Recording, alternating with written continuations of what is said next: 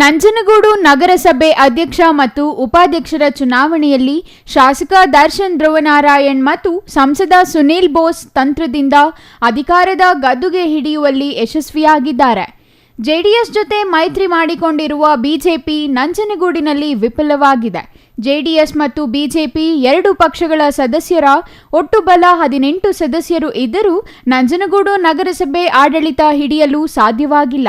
ಬಿಜೆಪಿಯ 4 ಮಂದಿ ಸದಸ್ಯರು ಕೈಕೊಟ್ಟ ಕಾರಣ ನಂಜನಗೂಡಿನಲ್ಲಿ ಕಾಂಗ್ರೆಸ್ ಅಧ್ಯಕ್ಷ ಗಾದೆಯ ಅಭ್ಯರ್ಥಿಯಾಗಿದ್ದ ಶ್ರೀಕಂಠಸ್ವಾಮಿ 16 ಮತ ಪಡೆದು ಅಧ್ಯಕ್ಷರಾದರೆ ಜೆಡಿಎಸ್ ಪಕ್ಷದ ರಿಹಾನಾ ಬಾನು ಉಪಾಧ್ಯಕ್ಷರಾಗಿ ಆಯ್ಕೆಯಾದರು. ರಾಜ್ಯದ ಮುಖ್ಯಮಂತ್ರಿಗಳ ತವರು ಜಿಲ್ಲೆಯ ಕ್ಷೇತ್ರವಾಗಿರುವ ದಕ್ಷಿಣ ಕಾಶಿ ನಂಜನಗೂಡಿನ ಮೀಸಲು ವಿಧಾನಸಭಾ ಕ್ಷೇತ್ರದ ಶಾಸಕ ದರ್ಶನ್ ಧ್ರುವನಾರಾಯಣ್ ಮತ್ತು ಸಂಸದ ಸುನೀಲ್ ಬೋಸ್ ತಂತ್ರಗಳಿಗೆ ಕಮಲ ಮುದುಡಿದೆ. ನಂತರ ಮಾತನಾಡಿದ ಸಂಸದರು ಮತ್ತು ಶಾಸಕರು, ರಾಜ್ಯದಲ್ಲಿ ಕಾಂಗ್ರೆಸ್ನ ಸಿದ್ದರಾಮಯ್ಯ ನೇತೃತ್ವದ ಸರ್ಕಾರದಲ್ಲಿ ಈಗಾಗಲೇ ಸಾಕಷ್ಟು ಅಭಿವೃದ್ಧಿ ಮಾಡಲಾಗುತ್ತಿದೆ.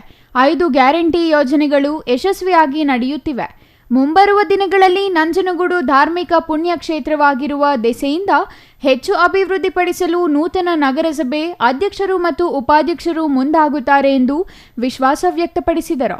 ನಂಜನಗೂಡು ನಗರಸಭೆಯ ಅಧ್ಯಕ್ಷರು ಮತ್ತು ಉಪಾಧ್ಯಕ್ಷರು ಒಂದು ಚುನಾವಣೆಯಲ್ಲಿ ನಮ್ಮ ಕಾಂಗ್ರೆಸ್ ಪಕ್ಷದಿಂದ ಅಭ್ಯರ್ಥಿಯಾಗಿದ್ದಂಥ ಅಧ್ಯಕ್ಷ ಸ್ಥಾನಕ್ಕೆ ಅಭ್ಯರ್ಥಿಯಾಗಿದ್ದಂಥ ಸ್ವಾಮಿ ಮತ್ತು ಉಪಾಧ್ಯಕ್ಷಕ್ಕೆ ಸ್ಥಾನಕ್ಕೆ ಅಭ್ಯರ್ಥಿಯಾಗಿದ್ದಂಥ ರಿಹಾನಾ ಬಾನು ಅವರು ಆಯ್ಕೆಯಾಗಿದ್ದಾರೆ. 16 ಮತಗಳಿಂದ ಆಯ್ಕೆಯಾಗಿದ್ದಾರೆ.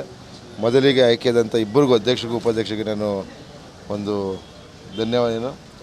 ಅಭಿನಂದನೆಗಳನ್ನ ಸಲ್ಲಿಸೋಕ್ಕೆ ಬಯಸ್ತೇನೆ.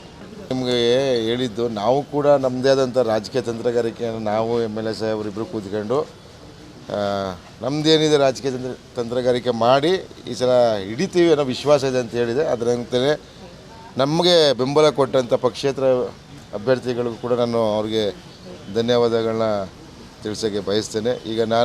ಈಗ ಆಯ್ಕೆಯಾದಂಥ ನೂತನವಾಗಿ ಆಯ್ಕೆಯಾದಂಥ ಅಧ್ಯಕ್ಷ ಮತ್ತು ಉಪಾಧ್ಯಕ್ಷರಿಗೆ ಎಲ್ಲರನ್ನೂ ಕೂಡ ಎಲ್ಲ ಸದಸ್ಯರನ್ನ ವಿಶ್ವಾಸಗೊಂದು ತಗೊಂಡು, ಯಾಕೆಂದರೆ ನಂಜನಗೂಡು ಒಂದು ಪ್ರಸಿದ್ಧವಾದ ಒಂದು ಸ್ಥಳ, ನಂಜುಂಡೇಶ್ವರ ಶ್ರೀಕಂಠೇಶ್ವರ ದೇವಸ್ಥಾನ ಇರುವಂಥ ಸ್ಥಳ, ಪ್ರವಾಸೋದ್ಯಮಗಳು ಹೆಚ್ಚು ಭೇಟಿ ಕೊಡುವಂಥ ಒಂದು ಊರು. ಅದರಿಂದ ಎಲ್ಲರನ್ನೂ ವಿಶ್ವಾಸಕ್ಕೆ ತಗೊಂಡು ಸಮಗ್ರ ಅಭಿವೃದ್ಧಿಗೆ ನಗರಸಭೆಗೆ ಬರುವಂಥ ಅನುದಾನವನ್ನು, ಯಾಕೆ ನಮ್ಮದೇ ಸರ್ಕಾರ ಇದೆ, ನಮ್ಮದೇ ಶಾಸಕರಿದ್ದೀವಿ, MP ಗಳಿದ್ದೀವಿ, ನಮ್ಮ ತಂದೆಯವರು ಜಿಲ್ಲಾ ಉಸ್ತುವಾರಿ ಮಂತ್ರಿಗಳಿದ್ದಾರೆ, ಅವ್ರನ್ನೆಲ್ಲ ವಿಶ್ವಾಸಕ್ಕೆ ತಗೊಂಡು ಇವರು ಇಲ್ಲಿಗೆ ಹೆಚ್ಚಿನ ರೀತಿ ಅನುದಾನ ತಂದು ಉತ್ತಮ ರೀತಿಯಲ್ಲಿ ಜನಗಳಿಗೆ, ವಿಶೇಷವಾಗಿ ಜನಗಳಿಗೆ ಅನುಕೂಲ ಮಾಡಿಕೊಳ್ಳಿ ಅಂತ ಅವರಿಬ್ಬರನ್ನೂ ನಾನು ಕೇಳ್ಕೊಳ್ಳೋವಂಥದ್ದು.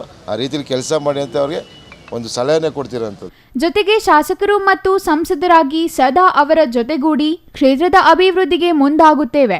ಹಿಂದಿನ ಅಧಿಕಾರದ ಅವಧಿಯಲ್ಲಿ ನಡೆದಿರುವ ಲೋಪದೋಷಗಳ ಬಗ್ಗೆ ಪರಿಶೀಲಿಸಿ ಕ್ರಮಕ್ಕೆ ಮುಂದಾಗುತ್ತೇವೆ ಎಂದು ಶಾಸಕ ಮತ್ತು ಸಂಸದರು ತಿಳಿಸಿದರು.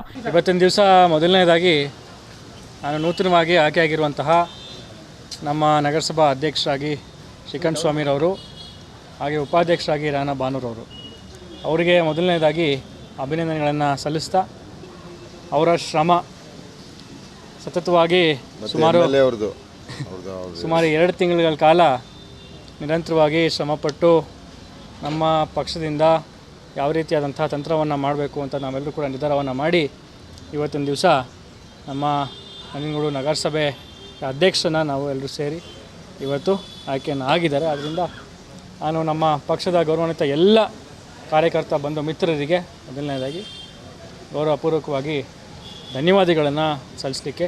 ಇನ್ನು ನೂತನ ಅಧ್ಯಕ್ಷ ಶ್ರೀಕಂಠಸ್ವಾಮಿ ಮತ್ತು ಉಪಾಧ್ಯಕ್ಷ ರಿಹಾನಾ ಬಾನು ಅವರಿಗೆ ಭಾರೀ ಹೂವಿನ ಹಾರ ಹಾಕಿ ಹರ್ಷ ವ್ಯಕ್ತಪಡಿಸಿ ಪಟಾಕಿ ಸಿಡಿಸಿ ಸಂಭ್ರಮಿಸಿದರು. ಇನ್ನು ಮಾಜಿ ಶಾಸಕ ಕಳಲೆ ಕೇಶವಮೂರ್ತಿ ಹಾಜರಿದ್ದರು. Kumar, CTV news, Nanjangud.